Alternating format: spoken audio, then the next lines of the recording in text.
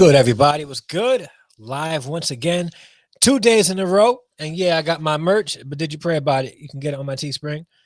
Put a link in the chat. You guys can support the channel by purchasing some merch. So let me see if this will work. All right. But thank you guys so much for being here, for watching, whether you're watching live or whether you're watching the replay. Thank you so much for watching. I appreciate it. Please don't forget to like this video. Okay. Like it now. And if you don't like it, then take the like away after the video is over. All right. Ms. Lackey, what's going on? Hey, what's going on? Real talk. Thank you guys so much for being here. Yeah, this is 2 nights in a row. I'm live. And I really wanted to have this discussion about apologists. Now, apologists are people who defend the Christian faith. And there are a lot of apologists out there defending the Christian faith against this critical race theory. And I'm like, why? Why are Christians exerting so much energy in trying to come against critical race theory? What is the real problem with it? Why does it offend them so much? Okay. Now I want to show you a video by an apologist who I respect, but in this situation, I disagree. Now, before I show you this video, I have an issue with apologists, specifically apologists who claim to defend the gospel, who are afraid to have discussions like, about topics such as racism. And then they use the gospel as a crutch or a defense mechanism. Well, the gospel is the answer for racism. I agree. I agree that the gospel message is the answer for racism. What I disagree with is how you use that as a way to dismiss the discussion of racism. Well, we don't need to discuss racism because the gospel covers all that. That shows that you're not ready to have real conversations. And what you're really afraid of, is the mirror being put in front of you, and it possibly could be exposing some deep-rooted but hidden biases and racism that you may have inside your heart, which is why you don't want to discuss it. And I you know what, truthfully, it seems like there are a lot of white apologists that have this specific type of view about critical race theory. And what they tend to do is they tend to get some of the black people who agree with them to on their apologist shows, their YouTube channels, to discuss it, because now they have like ammunition. See, here's somebody who's black who agrees with me. It's not just us white people who don't like it. Some of your people don't like it too. So you should really listen to some of those people. I disagree with that, because then you can't have a real honest conversation about it. And truth be told, a lot of these apologists who are out there to defend the gospel, defend the Christian faith, really have zero clue of what critical race theory is all about. Where they got the information from, the talking points from the former president, I respect his name, President Donald Trump, and the Republican Party, which many white Christian apologists in America are Republicans. And my thing is, you can't be a true apologist and claim a political party, because then you can't defend the gospel against your own political party, but you could defend the gospel against the political party that you're not part of. It's inconsistent. Knock it off. Knock it off. You're not being genuine. All right. So if you're going to defend the gospel truly and live that out. But we're going to talk about this real quick. All right. First, let's dispel this. All right. You know what? Let me play this video. Because then I'm gonna get into this, and then I'm gonna forget to play this video. Now, this is Alisa Childers' channel. This is the young lady right here on the right. I respect her. She has some great views. I respect her. I respect her platform. I follow her. Right. I follow her. But what's happening here is evidence of how Christian apologists, and this is her channel. Her channel is based on defending the Christian faith, but they are defending the Christian faith against critical race theory. And I'm going to explain to you why that's an issue for an apologist to do. But let's play this real quick. Let's talk about why we feel these things, biblically speaking. Like, what is the biblical definition of justice? Because that's something I don't really understand. When people are saying, like, I want justice, I think that they often mean different things. Like, they might mean, I want legal justice, or they might say I want maybe something more like revenge, or maybe they mean I want, people to So, have peace, and it might. so this whole revenge thing, I think that's what they're really afraid of.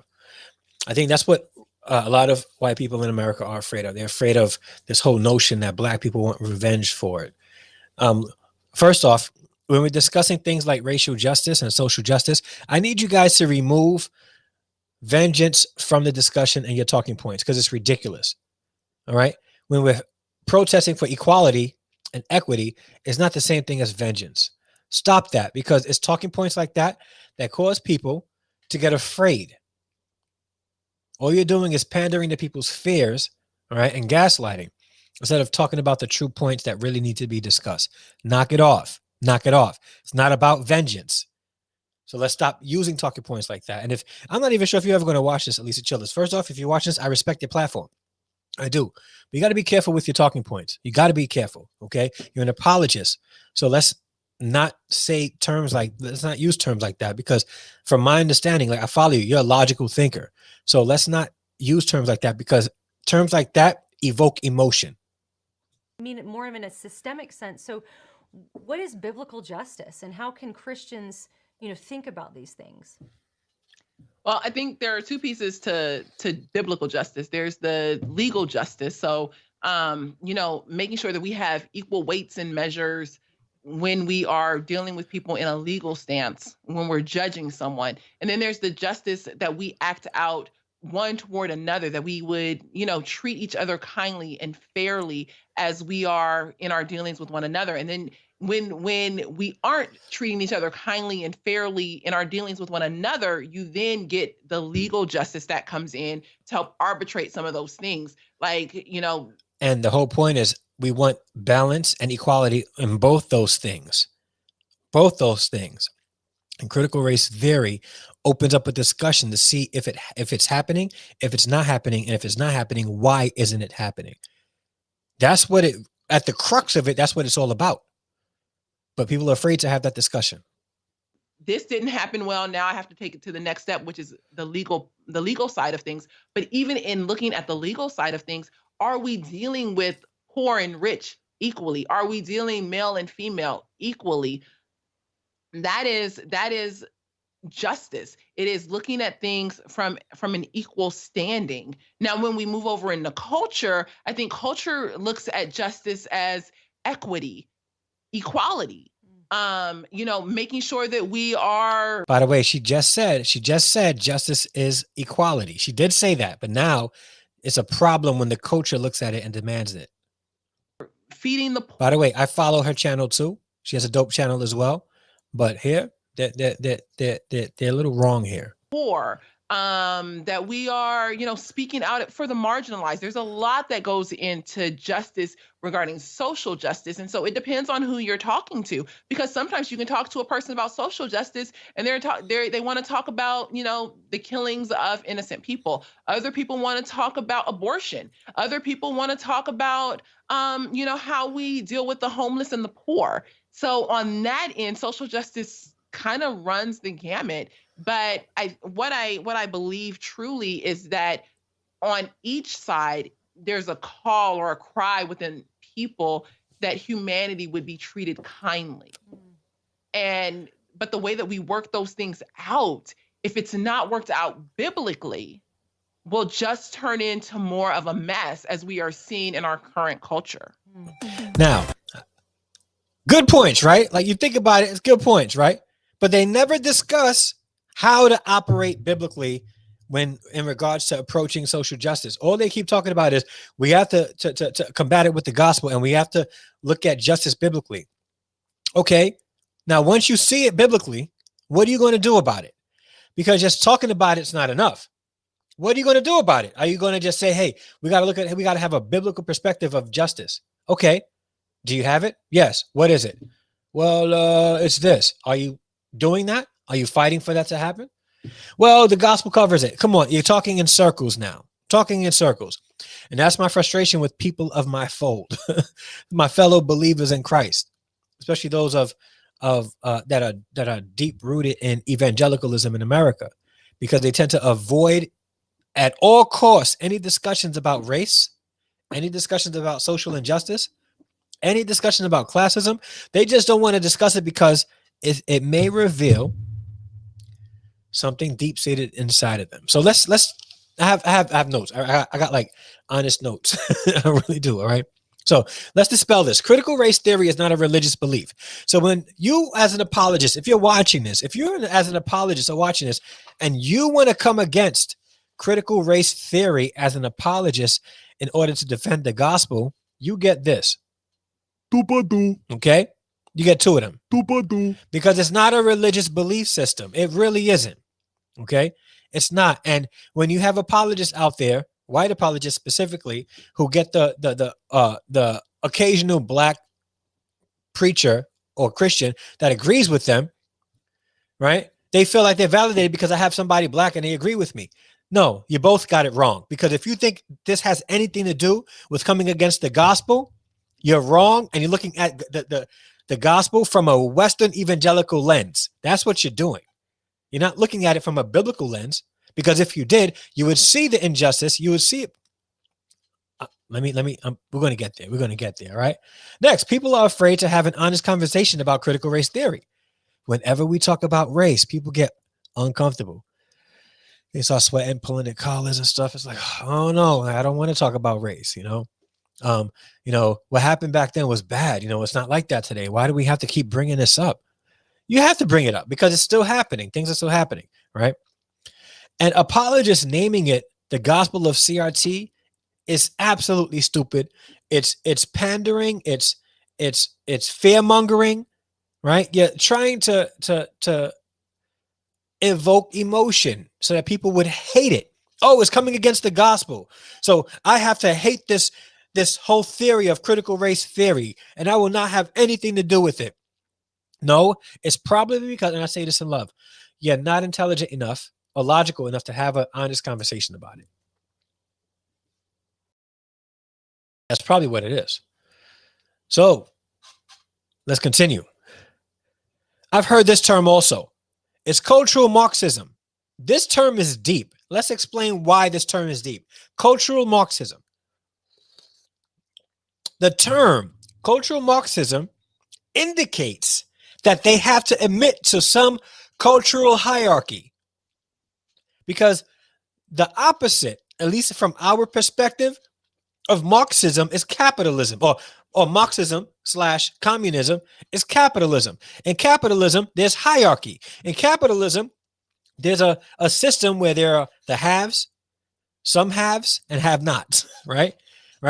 In culture, in Marxism, everybody has pretty much the same. The government controls everything. We give you what you need. You all have the same thing. Stop complaining because you have as much as this person has, right? That's equality. Am I saying that I'm a Marxist and I support communism? Absolutely not. But you called it cultural Marxism. You called it cultural Marxism. So let's talk about it. If you called it cultural Marxism, to combat cultural Marxism, you must have cultural capitalism, right? Right?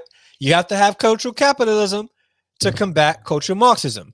If you have cultural capitalism, then you're admitting to having a cultural hierarchy. That means that there has to be a culture or an ethnicity or a race that's at the top. That's at the top. Otherwise, there will be cultural Marxism. Am I making sense? Yeah, they want to say Black Lives Matter is Marxism also, or at least the organization. But I think the organization has some really messed up things in their structure that makes me sort of look at them sideways and be like, yo, you just might be, right? But Black Lives Matter is not the same as having a discussion about critical race theory, even though critical theory somewhat has roots in it, right? As far as just trying to find everything equal. That's what they're really trying to do. Like, look at race as equal and identify why hasn't it been such throughout time? Why is it that specifically in America, there's always been this system where there's a dominant race controlling everything, right? And actuality, just think about it. That's cultural capitalism. We've been promoting cultural capitalism in this country for how long now? Right? For how long now? So these white apologists, I've heard them call people who want to have discussions about critical race theory cultural Marxists. And if you do that, you're really saying that you're happy with the cultural capitalism that still exists, that exists today. You're happy with the system that exists where white people are at the top and everybody else is below them. Then that's cultural capitalism. So what's the opposite of cultural Marxism? Or what's the thing that combat that? Cultural capitalism, which exists in America. So, and here's the thing, they use words like this also to get people to be afraid of the term critical race theory by using terms like cultural Marxism. They're cultural Marxists. Well, what does that even mean? Ask them. Next time you want to have a discussion about race and you bring up critical race theory and somebody, whether black, white, whoever, say, well, that's cultural Marxism. Explain. Ask them. Explain to me, what is cultural Marxism? Please. I'm waiting. I'm waiting. Wrong one. There we go. I'm waiting. What is cultural Marxism? They put this term, cultural and Marxism, together so that people can be afraid of it. Oh, I want nothing to do with critical race theory because that's, cultural Marxism.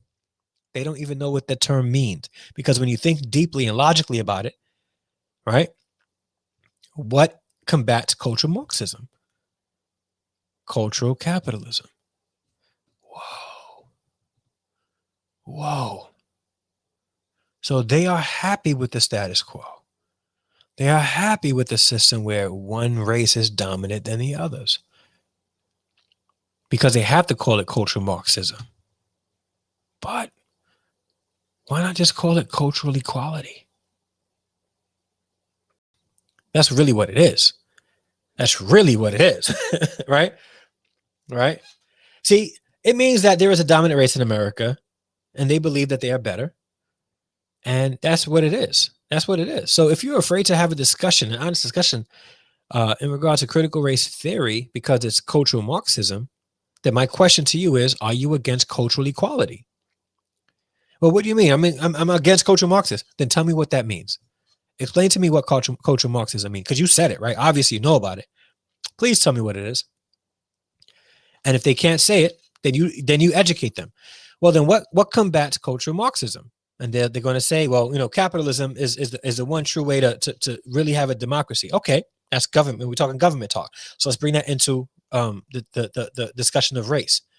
So in capitalism, right, there's a system where people have not, businesses and all that stuff. People are at the top of in the system of capitalism, right? Not the government, but people, right? So that means that if you believe that any discussion of critical race theory is cultural Marxism, then you got to adhere to the thinking that you believe in cultural capitalism, which means that there has to be a dominant race. There has to be a dominant race. But then they'll give you pushback because people tend to not have logical discussions and genuine discussions about race. Okay. Let me say this now to you Christians who are watching. Please listen and listen carefully. All right. Come a little closer. Come a little closer. I'm going to say it. Critical race theory does not negate the gospel of Jesus Christ. Did you hear me? Come closer. Come close. Let me see if I'll change. Critical race theory does not negate the gospel of Jesus Christ. In fact, critical race theory would never have been a thing if the church was really promoting and pushing and living and of what the gospel would look like in reality. So now, not let's just talk about how the gospel is the answer for racism. Let's live it out, because churches are extremely segregated. Now, mind you, I don't disagree with the notion that churches shouldn't be segregated, because we tend to worship culturally with people that we relate to. So I have no problem with there being black churches, white churches, Asian churches, Spanish churches, because culturally speaking, we're in a cultural community, right? And that's how it is. We just live in America where people are, racially sensitive and stuff like that. So I don't really have an issue with that, right? How you doing, Coastal Peach? Thank you so much for being here. But my thing is this, right? If your brother and sister in Christ is experiencing, or the community is experiencing racial injustice, and your answer to that is, well, the gospel covers that, but then you support the the people that are harboring and bringing the injustice to communities, there's an issue there. There's an issue there, right? A huge issue. So CRT does not negate the gospel. And like I said, CRT would never be a thing if the church was really living out the gospel. The thing is, the church had been silent so long in issues like this that the world had to have come and say, hey, pretty much say, we need to come up with this ourselves. What's happening here? Let's talk about why. Well, let's talk about what is it that caused systems like Jim Crow? What is it that caused systems that allowed, Europe to go into Africa, the West Africa, and steal people and make them work for free in poor conditions? And then after releasing them, right, not allowing them to live peacefully, and then create laws that put them down even further. What is it that caused that? That's CRT. That's critical race theory in a nutshell. It's not saying everybody is racist. It's not saying that if you're white, you are inbred to be a racist. No, it's not saying that. And we got to stop allowing people to push that fear-mongering rhetoric. And let's start having honest conversations about it. CRT does not negate the gospel. It discusses how certain things have come into play, and what caused it. And then when we figure that out, we can talk about how the gospel can rectify that. But until then, if you're not looking to be an answer to this, and you're just saying, well, the gospel is the answer, we need to see you live it out. That's what we need to do. We need to see what it looks like to live out the gospel. So can you show us that? Can we see that? Apologists, you guys arguing the gospel message, which I agree. I support you guys, right? I support the gospel, and I don't mind getting into debates myself with people who disagree with me about the gospel. I don't mind it. But what I'm not going to do is use my privilege and my skin color to negate what's really happening in the world today, and then use my Christianity and the gospel message as a way to not combat it or even talk about it, because then you're being cowards and don't really want to have a real conversation about it because you're afraid that you'll be exposed, and you don't want that. No, not everybody's a racist, but some people are extremely blind to what's happening, and they try to use the gospel as that blinder, as that visor blocking their eyes. You need to knock it off. Social justice does not negate the gospel. In fact, it supports it. It supports how the gospel is made for everybody. There is no distinction, according to Romans 10. No distinction. But if there is a distinction in society where one people group is better than the other, sure enough, the gospel covers that. Sure enough. But the gospel doesn't cover it by you just saying the gospel covers it. It needs action. It needs action. Action, like real action. How does the gospel look when it's discussing and coming against things like social injustice? How? So don't just say the gospel covers it. What does it look like? All right. The gospel should have been promoted when the men who were worshiping on Sundays went to work on Mondays, put on their badge, their guns, and their billy clubs and started spraying black people because they were protesting against injustice. That's where the gospel was needed. Am I lying? Am I lying? If the gospel is to cover anything, any issues of racism, that's where the gospel was needed. But the problem is the very people that were talking about the gospel, right, and worshiping on Sundays were the ones putting on the badges, the clubs, and and connecting the fire hoses to the fire hydrant and spraying black people for protesting against injustice. What should have happened is the gospel, people who were promoting the gospel, right? Now, am I saying everybody? No. There were some people who believe heavily in the gospel message that joined forces with those in the freedom fighting movement, the civil rights movement. They were there. I'm not discrediting that, right? But the gospel message was not essential at that point, right? And nobody was mentioning that. CRT asked the question, how is it that things like that was even able to happen?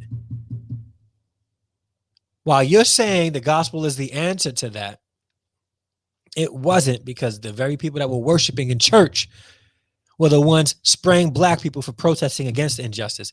They were the ones that liked the injustice and wanted the injustice to happen. So stop saying we need to meet racism with the gospel with your vain and powerless talking points. And I'm not really saying this specifically to Alisa Childers. You're a dope sister. I was a fan of Zoe Girl. Met you actually a couple of times in certain concerts, took pictures with you and all that stuff. Like, you guys are amazing people. Alisa Childers, I appreciate your ministry. But we got to stop using the gospel as a get out of jail free card when it comes to discussing issues regarding race.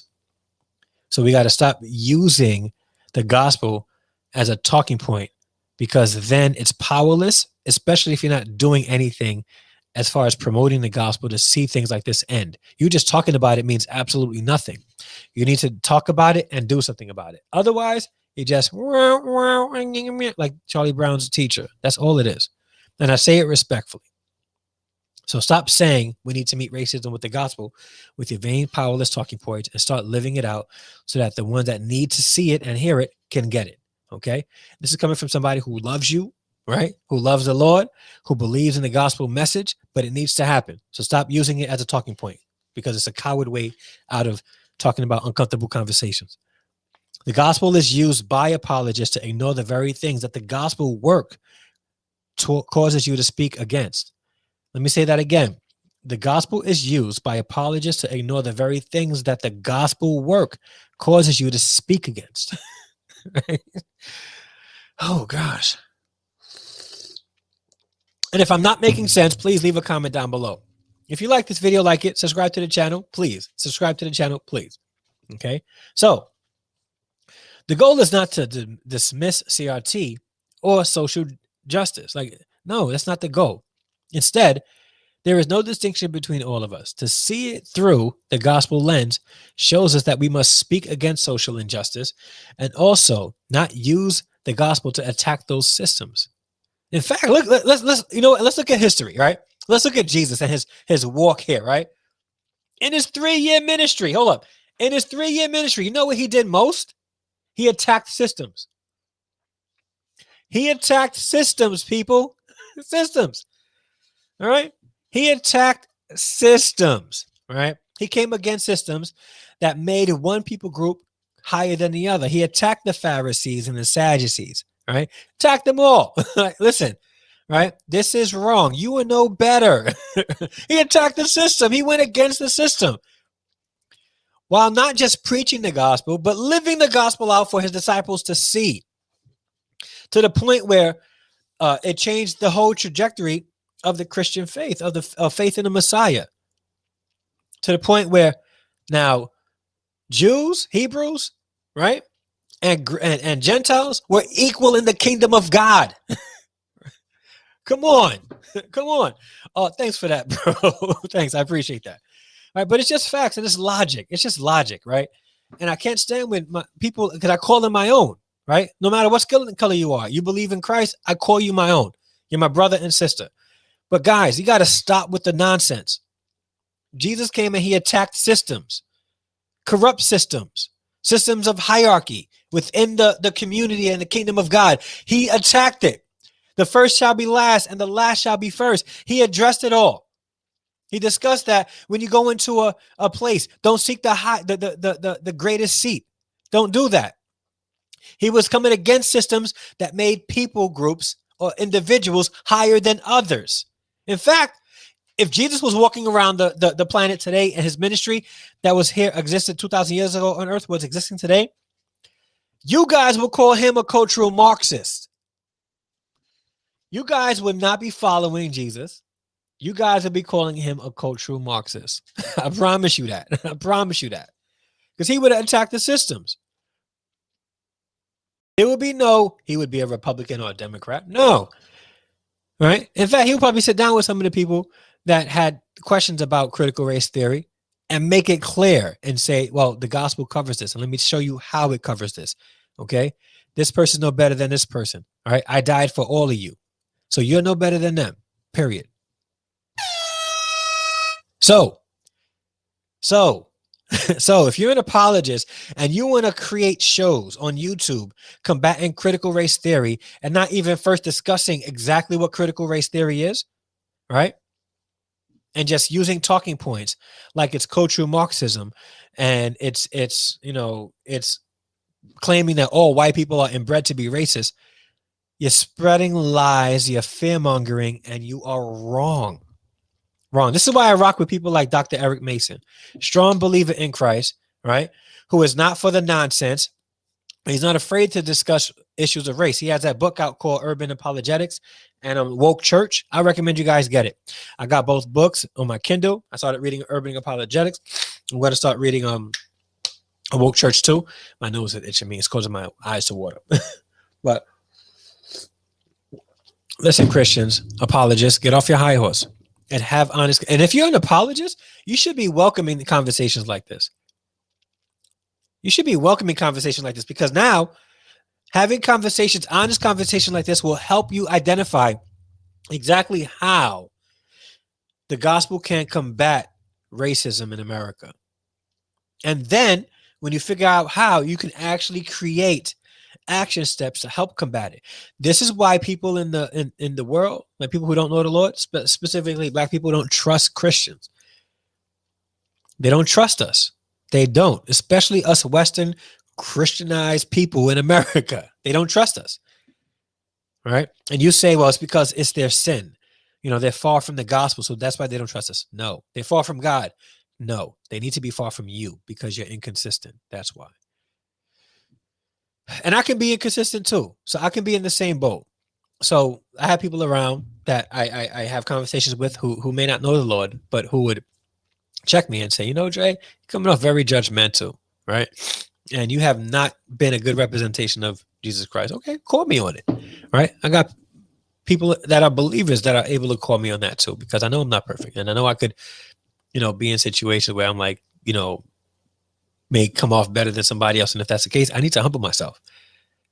Apologists out there, you need to humble yourself because you're becoming extremely vain and prideful in what you think is right. But really, you're looking at your faith from a Western Christianized worldview and not necessarily a biblical worldview. And the evidence is how you approach critical race theory. You don't have to agree with it. But if you're not willing to have an honest conversation about it, and your talking points are all about fear-mongering and lies, then I can't say that the gospel is your focus. I honestly can't. All right, guys, that's it for today. I'm done. Thank you guys so much for watching. I appreciate you for being here. If you are watching the live stream, you guys rock. Thank you for being here. And if you're watching the replay, thank you so much. Do me a favor. Hit that like button right now. Like it. If you don't like it, you can hit the dislike button. I don't mind. I appreciate the engagement. Leave a comment down below. Let me know what you think. Agree, disagree. And also, this is not a show bashing apologists, or Alisa Childers, or the sister. What's her name? I forgot her name. Let me go back. Let me just make sure I get her name right. Because she's a good Monique Duson. She's a good sister too. Like I rock with them both. But in this situation, they really gotta like step up their apologist game, because CRT is not an apologetics issue, because it's not combating the gospel. With that being said, if you have not subscribed yet, hit that subscribe button, hit the bell notification next to it, and it'll let you know when I upload new videos or go live like I did this evening. And yeah, man, I really appreciate you guys so much. So I'm going to call it a night until the next live stream or upload. I love you guys, and I'm out. Peace.